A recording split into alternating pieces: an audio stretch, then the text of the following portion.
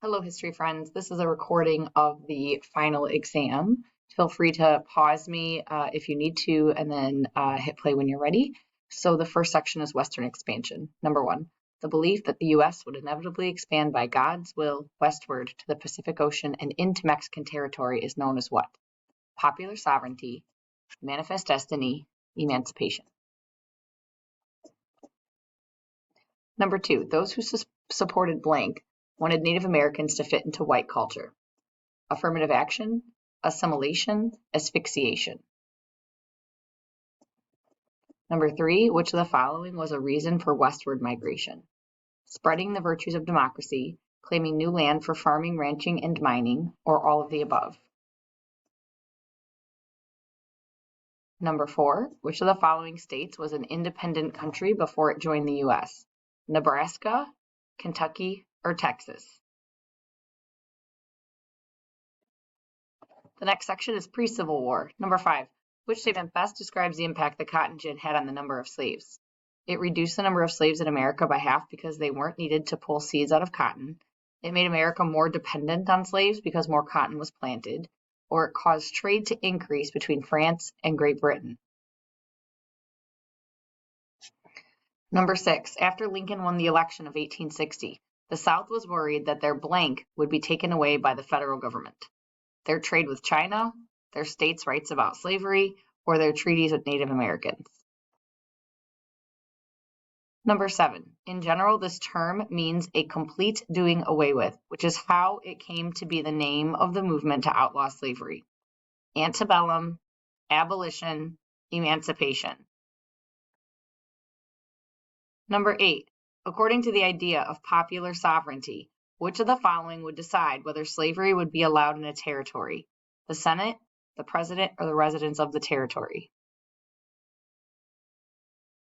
Number 9, one of the most active conductors on the Underground Railroad was Harriet Beecher Stowe, Harriet Tubman, Clara Barton. And number 10, the Supreme Court decision ruled that slaves did not have rights and the Missouri Compromise was unconstitutional. Is that Minor v. Happersett, McCullough v. Maryland, or Dred Scott v. Sanford? Next section is about the Civil War. Number 11, which of the following was not a reason some gave for why the existence of slavery was justified? Slavery is good for slaves. Slavery is essential for the economy. Slavery helped provide necessary troops for the military. Number 12, which statement best describes the impact John Brown's raid on Harper's Ferry had? A, after the incident, Southern states began organizing militias in case of a similar situation occurring in the future. B, it immediately caused Southern states to form a new government. Or D, because of the threat of violence, President Lincoln enlisted slaves into the military. When the Civil War began, what was Abraham Lincoln's main goal? To abolish slavery, to restore the Union, or to start an alliance with Great Britain? Number 14, where did the Civil War officially begin? Bull Run, Gettysburg, Fort Sumter. Number 15, why was the Battle of Gettysburg considered a turning point in the Civil War? It made the South give up the idea of invading the North, it divided the Confederacy at the Mississippi River, or it allowed them to capture Jefferson Davis. Number 16, the final surrender of the Confederate Army of Northern Virginia took place here. Ford's Theater, the White House, Appomattox Courthouse. 17, the war hurt the South economically by leading to the collapse of its waterway system, textile mills, plantation system. Number 18, Grant and Sherman's strategy of total war scorched earth targeted not only the Confederate Army, but also civilians, African Americans, or Native Americans. All right, the next section is Reconstruction. Number 19, which of the following quotations is from the Gettysburg Address? We are not prepared for this suffrage, but we can learn. All persons held as slaves within any state, rebellion against the United States shall be forever free. Or the world will little note nor long remember what we say here, but it can never forget what they did here. Number 20, Abraham Lincoln's approach to Reconstruction could be summarized as an effort to do what? To punish the South, to follow the South's plan for Reconstruction, or make it relatively easy for the South to return to the Union. 21. What did the 14th Amendment do? Forbade slavery, granted citizenship to Black Americans, or gave Black men the right to vote. 22. What did the 15th Amendment do? Granted citizenship to Black Americans, gave all men of age the right to vote, or forbade racial discrimination in public places. Number 23, the 13th Amendment. What did it do? It prohibited slavery, it granted citizenship to all Americans regardless of race, or it prohibited presidents from serving more than 2 full terms. 24. Which statement best describes how African Americans placed in society in the South after Reconstruction? They had all the same opportunities as whites and began prospering as a race. They were treated like second-class citizens and lived under a different set of rules than whites. They were given chances to improve their place in society, but were more comfortable living as they did when they were slaves. 25. Which term best describes a scalawag? White Southerners who joined the Republican Party for personal gain, freed slaves, or high-ranking Confederate officials. 26. Which statement best describes how freeing the slaves caused a need for Congress to start the Freedmen's Bureau? Newly freed slaves needed help learning to vote, and the Freedmen's Bureau helped register them. Newly freed slaves needed some basics to get started on their new lives, so the Freedmen's Bureau provided food, clothing, education, and medicine. Newly freed slaves were likely to become violent toward previous masters, and the Freedmen's Bureau prevented them from hurting others. 27. Which statement best describes how President Lincoln being killed affected how Reconstruction would be run? His death allowed Congress to have sympathy for the new president and allow President Johnson to take control of Reconstruction. His death made Johnson the new president, whom the Radical Republicans did not like.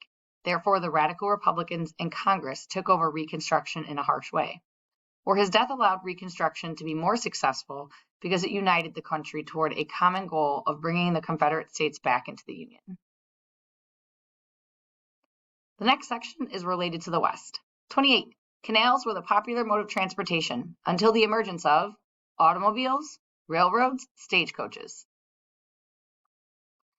29. Which statement best describes the views of Native Americans in the 1800s with regard to land ownership? Land should be used only by those who own it unless another arrangement has been made. Land was not designed to be owned by an individual. Land should be administered by a government that controls the use of the land.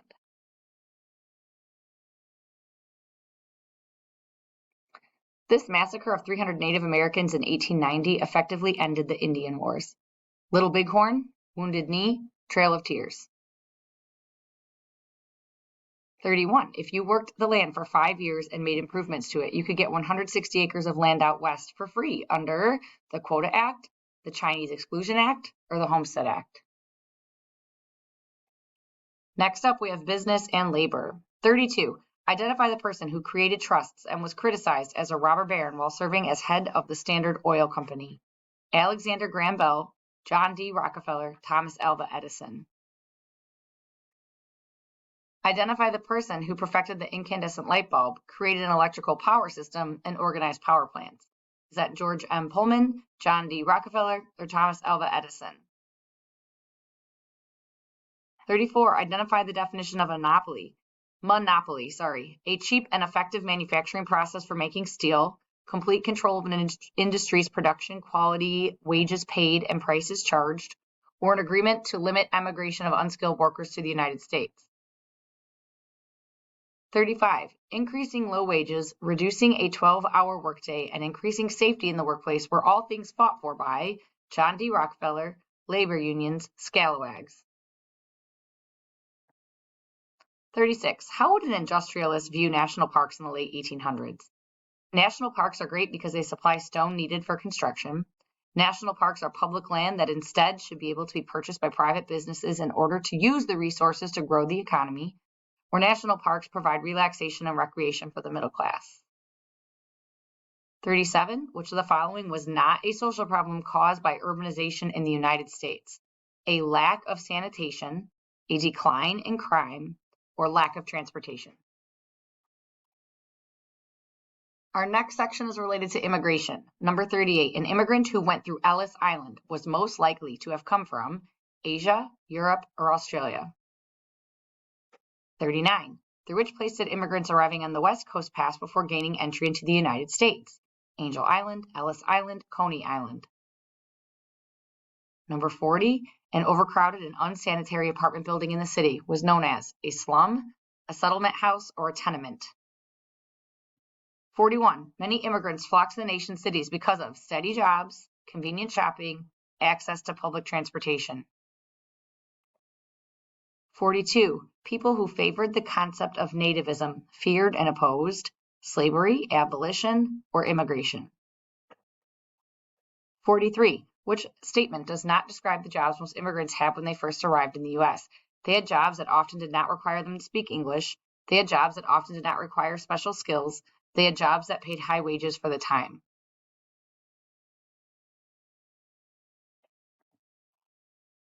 Next up is the Progressive Era, number 44. Which of the following was not a problem for those living in urban areas in the late 1800s?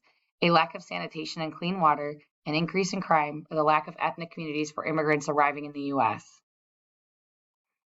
45, which statement best describes why skyscrapers were built in the late 1800s? Cities were overcrowded and steel allowed buildings to be built taller. They were needed to provide lookout points for ships. Streets were widened, so buildings had to become more vertical. 46, the progressive movement regarded all of the following as worthy goals except protecting social welfare, promoting business monopolies, fostering efficiency in the workplace.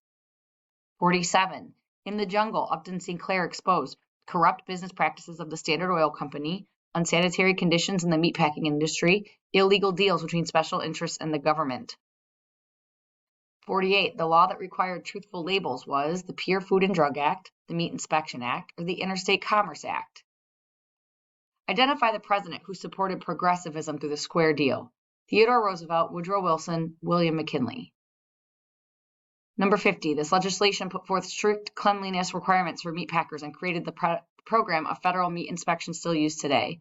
Pure Food and Drug Act, Meat Inspection Act, Square Deal. 51, which statement best describes how the muckrakers affected our government? They raised awareness of issues that prompted the government to take a more active role in passing legislation designed to protect people and keep them safe. They went on strike against the businesses in order to cause the government to pay them a better wage. They ran for office in the South as Republicans in order to prevent segregation laws from being passed. 52, Jane Addams established the first settlement house in Chicago and named it Hull House. She was the first American woman to be elected to a national political office, or was a Native American woman who spoke out for the Ponca people. Our last section is World War I. 53, which of the following countries was not a member of the Allies in World War I? USA, France, Germany, Great Britain, or Serbia? 54, which of the following was not a major contributor to the start of World War I? Nationalism, the economic depression in Europe, imperialism, or militarism? 55, which of the following events was the spark that led to the countries of Europe to the outbreak of World War I? The Zimmermann telegram, the assassination of Archduke Franz Ferdinand, the alliance between Serbia and Russia. 56, this style of fighting is most characteristic of World War I. Search and destroy missions, trench warfare, airplane bombings. 57, which statement best describes the Zimmermann note? A letter sent by Germany asking for Mexico to join the war in return for helping it get land back from the U.S., General Zimmermann's plan to capture France for Germany, or Russia's plan to invade the U.S. 58, all of the following were reasons for the entry of the United States into World War I except for one. Which of the following is not a reason for U.S. entry into World War I? The assassination of Archduke Franz Ferdinand by a Serbian nationalist, the sinking of American ships, thus violating our neutrality rights and freedom of the sea by German submarines, or the Zimmermann Note, which proposed a German-Mexican alliance against the U.S. 59, which best describes the idea of the 14 points. End World War I peacefully and make future wars less likely. Punish Germany for its role in the war, or allow those victorious in the war to prosper. And our last question, number 60, the U.S. president during World War I was Woodrow Wilson, Franklin Roosevelt, Abraham Lincoln.